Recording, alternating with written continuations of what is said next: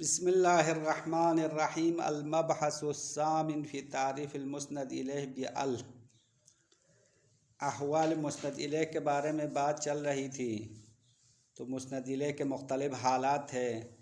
مسند الیہ حذف کرنا، ذکر کرنا، مقدم کرنا، مؤخر کرنا، معرفہ لانا، نکرہ لانا، تو یہ حالات ہے مسند الیہ کے، اور بھی حالات ہے۔ اب ہماری گفتگو چل رہی ہے مسند الیہ معرفہ لانے کے بارے میں۔ تو مسند الیہ معرفہ لانا ہے تو کون سا معرفہ لانا ہے؟ معرفہ کے تو 6 اقسام ہیں نا۔ سب سے پہلے جو ہے علم لانے کی بات ہو گئی، مسند الیہ کہاں کہاں پہ علم لانا چاہے۔ پھر سب سے پہلے تو ضمیر کی بات ہو گئی نا، ضمیر تو اعرف المعارف ہے۔ مسند الیہ ضمیر لانے کی بات ہو گئی، اس کے بعد مسند الیہ علم لانے کی بات ہو گئی ہے، مسند الیہ اسم اشارہ لانے کی بات ہو گئی 3۔ چوتھا بھی کل بتایا، مسند الیہ اسم موصول لانے کی باتیں۔ آج 5واں مورد ہے مسند الیہ ال کے ذریعے سے معرفہ لانے کی بات ہے۔ کہاں پہ مسند الیہ معرب بال لانا ہے؟ تو جیسا کہ علم نہ ہو، میں آپ نے پڑھا ہے ال کے بہت سارے اقسام ہیں۔ ال ایک تو ال موصولہ ہے، یہاں پہ تو ال موصولہ کی بات نہیں کی ہے۔ دوسرا ال معرفہ ہے، اور ال معرفہ خود 2 اقسام ہے، ال عہدی اور ال جنسی۔ ال عہدی کے خود 3 قسم بتایا ہے، ال عہد حضوری، ال عہد ذہنی اور ال عہد ذکری۔ یہ علم نحو کے تفصیل کے مطابق، یہاں پہ تھوڑا نام میں تبدیل آیا ہے، نام آگے پیچھے کیا ہے، ورنہ اقسام یہی ہے۔ تو ال عہدی کے کتنا اقسام بتایا؟ علم نحو میں 3 اقسام بتایا نا، ال عہد ذہنی، ال عہد حضوری اور ال عہد ذکری۔ تو ال عہد ذکری تو یہاں پہ بتا رہا ہے یہی نام ہے، اس میں تبدیلی نہیں لایا۔ اور دوسرا ال عہد ذہنی کو یہاں پہ دوسرا نام دیا ہے، کنائی نام دیا ہے، عہد کنائی۔ اور ال عہد حضوری اس کا نام بھی تبدیل نہیں ہے، بلکہ وہی نام ہے، ال عہد حضوری کہا۔ تو مسند الیہ پر ال عہدی لگانا کیوں، وجہ کیا ہے؟ تو وجہ یہ ہے کہ اس ال کے ذریعے سے ایک فرد مذکور کی طرف اشارہ کرنا ہے، یعنی ایک فرد جو مخاطب اور متکلم کے ذہن میں معلوم ہے، معہود ہے۔ عہد کا اصلی معنی علم ہونے کا معنی ہے۔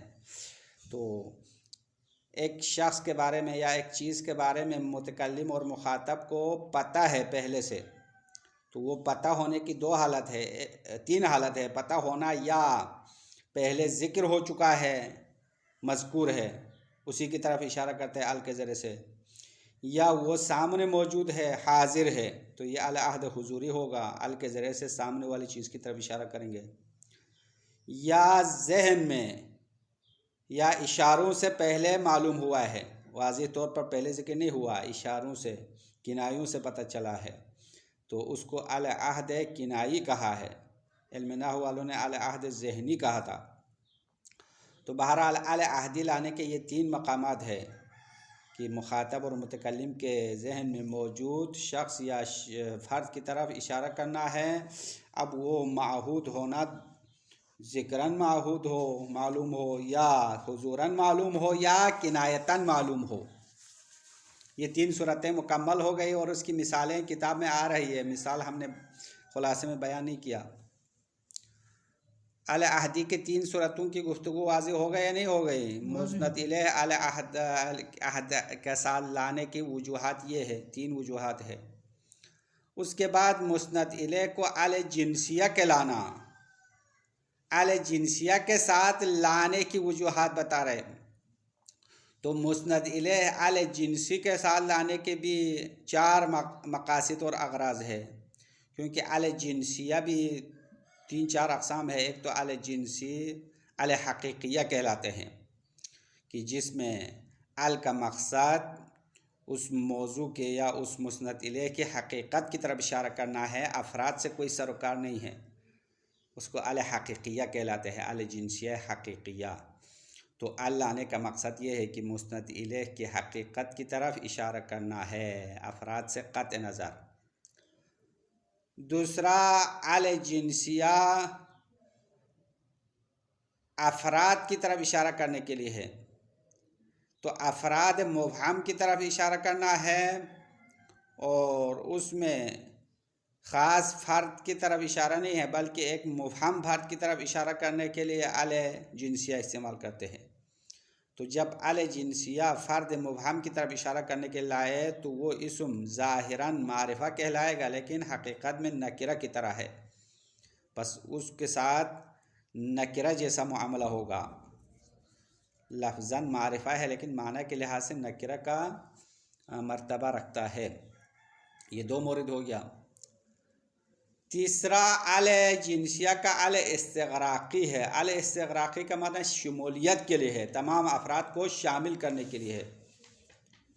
تو تمام افراد شامل کرنے کی دو صورت ہے، یا تمام افراد حقیقتاً شامل ہوں گے قرینہ حالیہ اور مقالیہ کے بنیاد پر، یا تمام افراد کا شامل ہونا استغراق عرفی ہوگا، یعنی حقیقتاً تمام افراد شامل نہیں ہوں گے بلکہ عرفاً تمام افراد شامل ہوں گے، جو عرف میں جو افراد موضوع میں شامل ہونا چاہے وہی ہوں گے، اس سے زیادہ نہیں ہوں گے۔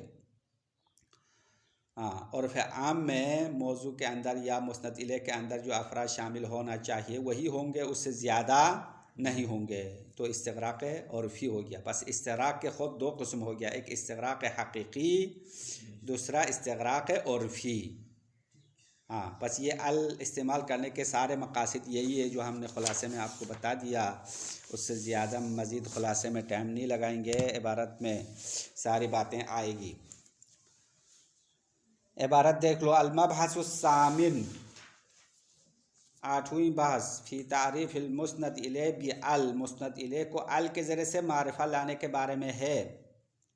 یؤتی بالمسند الیہ معرفا بال العہدیہ او ال الجنسیہ لاغراض آتیہ، مسند الیہ کو ال عہدی کے ذریعے سے یا ال جنسی کے ذریعے سے معرفہ لایا جاتا ہے لاغراض آتیہ، آنے والے مقاصد کی وجہ سے، آنے والے اہداف کی وجہ سے مسند الیہ کو ال عہدی کے ذریعے سے معرفہ بناتے ہیں یا ال جنسی کے ذریعے سے معرفہ بناتے ہیں۔ سب سے پہلے ال عہدی کی بات کرتے ہیں۔ ال العہدیہ، ال العہدیہ تدخل علی المسند الیہ، ال عہدیہ مسند الیہ پر داخل ہوتا ہے، کیوں؟ للاشارۃ الی فرد معہود خارجا بین المتخاطبین، تاکہ اس فرد معلوم کی طرف اشارہ کرے جو خارج میں متخاطبین کے آپس میں معلوم ہے۔ متخاطبین سے مراد متکلم اور سامع مراد ہے، متکلم اور سامع کے پاس پہلے سے پتہ ہے، اس معلوم فرد کی طرف اشارہ کے لیے ال عہدی لگاتے ہیں۔ وعہدہ یکون، اب اس کا معلوم ہونا تین طریقوں سے ہے۔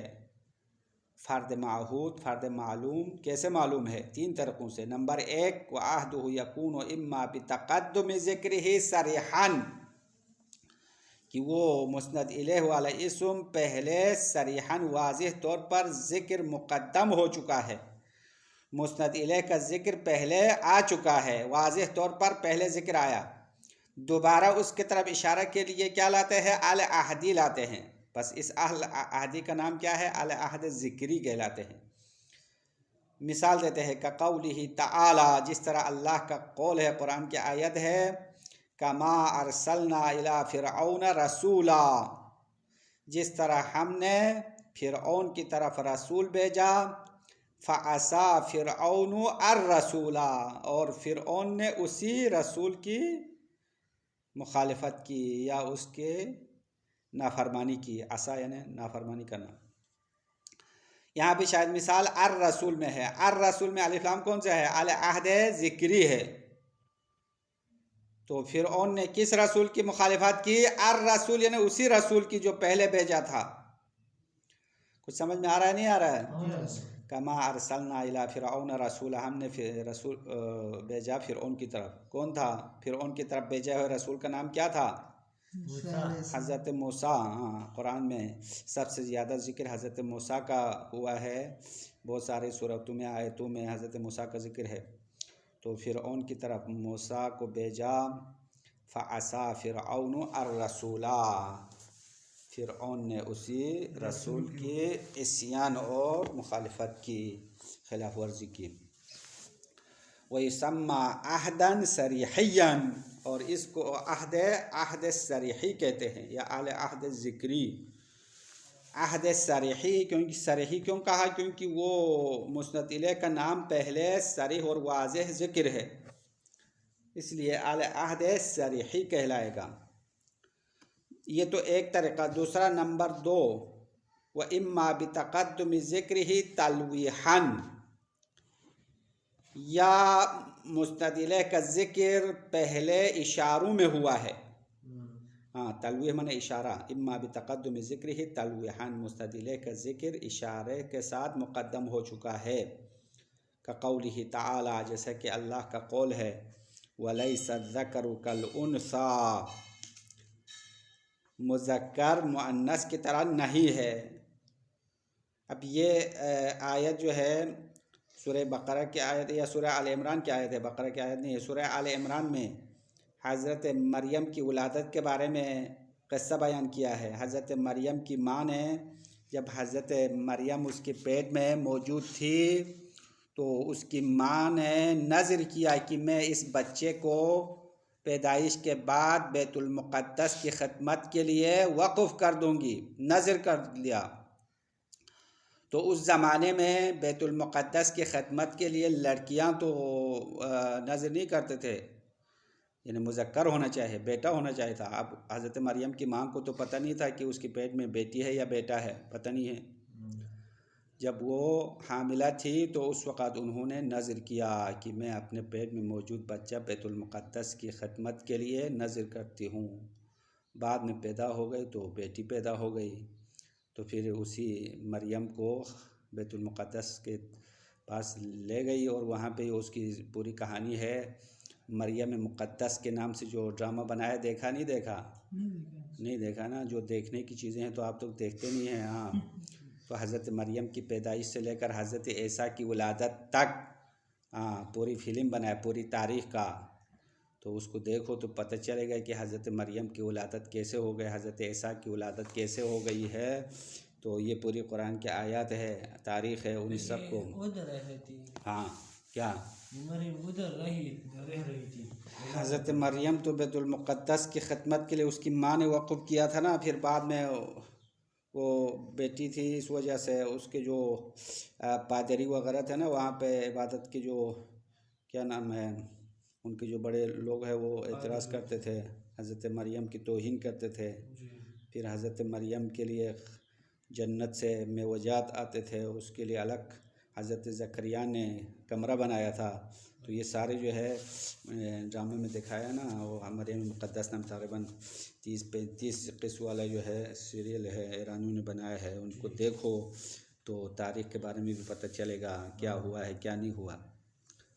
تو حضرت مریم کی ماں نے جب وہ حاملہ تھی اس وقت انہوں نے نذر کیا، تو آیت میں کہا لیس الذکر کالانثیٰ، تو مذکر مؤنث کی طرح نہیں ہے۔ الذکر میں جو الف لام ہے نا وہ اعلی عہد کنائی ہے یا اعلی عہد تلویحی ہے، کیونکہ پہلے مذکر کا ذکر تو نہیں آیا ہے، لیکن اس زمانے کے حالات اور اس زمانے کے رسم و رواج کے مطابق بیت المقدس کے لیے لڑکوں کو وقف کرتے تھے، لڑکیوں کو وقف نہیں کرتے تھے۔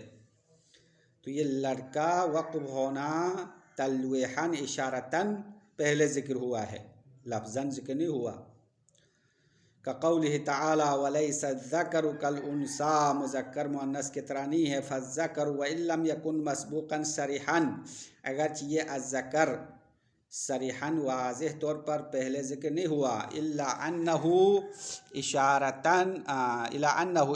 الی ما فی الآیہ قبلہ، لیکن اس ذکر کی طرف لفظ ما سے اشارہ ہوتا ہے۔ اس آیت میں، پہلی آیت میں لفظ ما آیا ہے، اس لفظ ما اسی مذکر کی طرف اشارہ ہے۔ وہ لفظ ما اس آیت میں ہے، ربی انی نذرت لک ما فی بطنی محررا، یہ پہلی آیت ہے کہ حضرت مریم کی ماں نے کہا ربی یعنی اے پروردگار، انی نذرت لک، میں نے آپ کے لیے نذر کیا، ما فی بطنی محررن، جو میرے پیٹ میں ہے، محررن یعنی آزاد کر کے میں نے خانہ کعبہ اس کے لیے بیت المقدس کے لیے، خانہ کعبہ نہیں، بیت المقدس کہاں ہے؟ فلسطین میں ہے نا ابھی، جو اسرائیل کے قبضے میں، تو بیت المقدس کے خدمت کے لیے میں نے اپنے پیٹ میں جو موجود بچہ ہے اس کو وقف کیا۔ تو فَإِنَّهُمْ كَانُوا لَا يُحَرِّرُونَ لِخِدْمَةِ بَيْتِ الْمُقَدَّسِ إِلَّا الذُّكُورَ، تو اس لفظ ما سے مذکر ہونا کہاں سمجھ میں آیا؟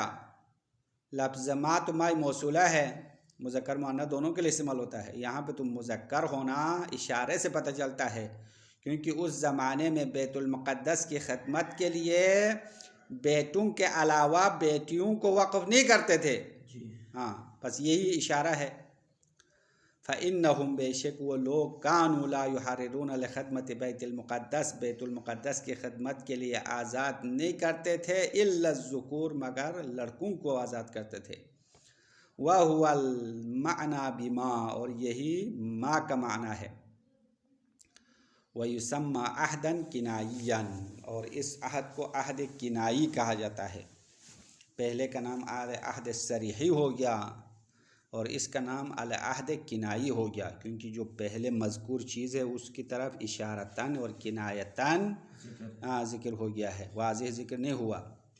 نمبر 3، وَإِمَّا بِحُضُورِهِ بِذَاتِهِ، یا مسند الیہ معلوم معہود ہے ذاتاً حاضر ہونے کی وجہ سے، سامنے موجود ہے، سامنے موجود ہے، اور ال کے ذریعے سے اسی موجود چیز کی طرف اشارہ کرتے ہیں۔ نحو الیوم اکملت لکم دینکم واتممت علیکم نعمتی، غدیر والی آیت ہے کہ آج کے دن، آج کے غدیر کا دن، جو اسی دن جب پیغمبر نے اعلان ولایت کیا تو اسی دن کی طرف اشارہ ہے نا، الیوم آج کا دن، اکملت لکم دینکم میں نے تمہارے لیے دین مکمل کر لیا۔ او بمعرفت السامع لہو، یا سننے والا اس کو جانتا ہے، سامنے کی طرح ہے، موجود ہونے کی طرح ہے۔ نہ ہو حل انعقد المجلس، کوئی آپ سے پوچھتا ہے کہ آیا مجلس منعقد ہو گئی، تو پہلے سے پتہ ہے مجلس ہونا، تو اسی مجلس کی طرف اشارہ ہے نا، وَيُسَمَّى عَهْدًا حُضُورِيًّا، اور اگر ایسا ہو سامنے موجود ہو، اس کی طرف ال کے ذریعے سے اشارہ کرے تو اس عہد کا نام کیا ہے؟ عہد حضوری ہے۔ پس ال عہدی کے 3 اقسام یہاں تک ختم ہو گیا۔ اگلی گفتگو ال جنسیہ کے بارے میں، ال الجنسیہ وتسمى لام الحقیقہ، مسند الیہ کو ال جنسی کے ذریعے سے معرفہ بنانا ہے، اور اس ال جنسی کو ال حقیقہ بھی نام رکھا جاتا ہے۔ ال جنسیہ یا ال حقیقہ تدخل علی المسند الیہ لاغراض 4، ال جنسیہ مسند الیہ پر 4 مقاصد کی خاطر داخل ہوتا ہے۔ ال جنسیہ لانے کے 4 مقاصد ہے۔ نمبر 1، للاشارۃ الی الحقیقۃ، ایک حقیقت کی طرف اشارہ کرنے کے لیے ہے، افراد سے کوئی سروکار نہیں ہے، ایک حقیقت کی وضاحت کے لیے اللہ تے ہے۔ من حیث ہی، حقیقت ہونے کے اعتبار سے، بقطع النظر عن عمومها و خصوصها، اس حقیقت کی عمومیت اور خصوصیت سے قطع نظر، عمومیت افراد خصوصیت افراد کی طرف نہیں دیکھنا ہے، اس سے آنکھیں بند کرنا ہے۔ قطع نظر سے مراد یعنی آنکھیں بند کرنا ہے، افراد کو نہیں دیکھنا ہے، بلکہ حقیقت کو بتانا ہے۔ ایک چیز کی ذات اور حقیقت کی طرف اشارہ کرنے کے لیے ال لایا ہے۔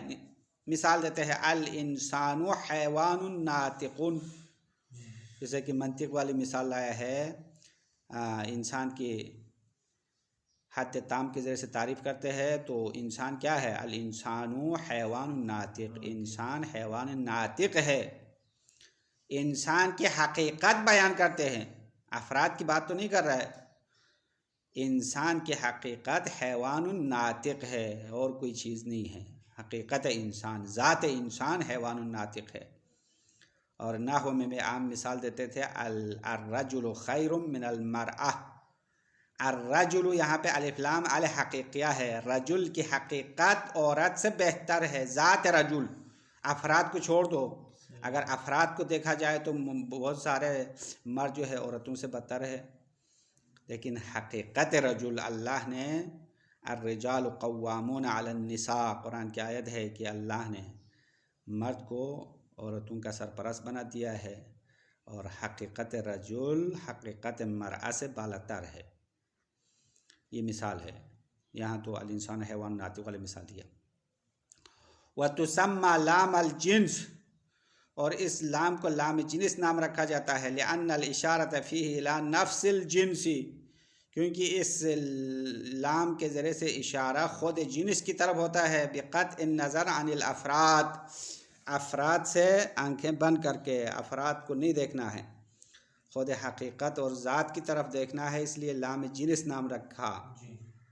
ایک اور مثال دیتا ہے، نحو الذهب اثمن من الفضة، سونا چاندی سے زیادہ قیمتی ہے۔ تو الذهب میں جو الف لام ہے نا، یہ الجنسیہ ہے، جن سے ذهب کی بات کرتے ہیں، ذات ذهب ذات فضہ سے زیادہ قیمتی ہے، قیمت سونے کا زیادہ ہے، چاندی کا زیادہ ہے یا سونے کا؟ سونے کا زیادہ ہوتا ہے نا، سونا قیمتی ہے۔ یہ پہلا مقصد ہو گیا ال لگانے کا، ال جنسی لگانے کا۔ نمبر 2، او للاشارۃ الی الحقیقۃ فی ضمن فرد مبہم، یا ال لگانے کا مقصد یہ ہے کہ ایک حقیقت کی طرف اشارہ کرنا ہے، فرد مبہم کے ضمن میں موجود ہے۔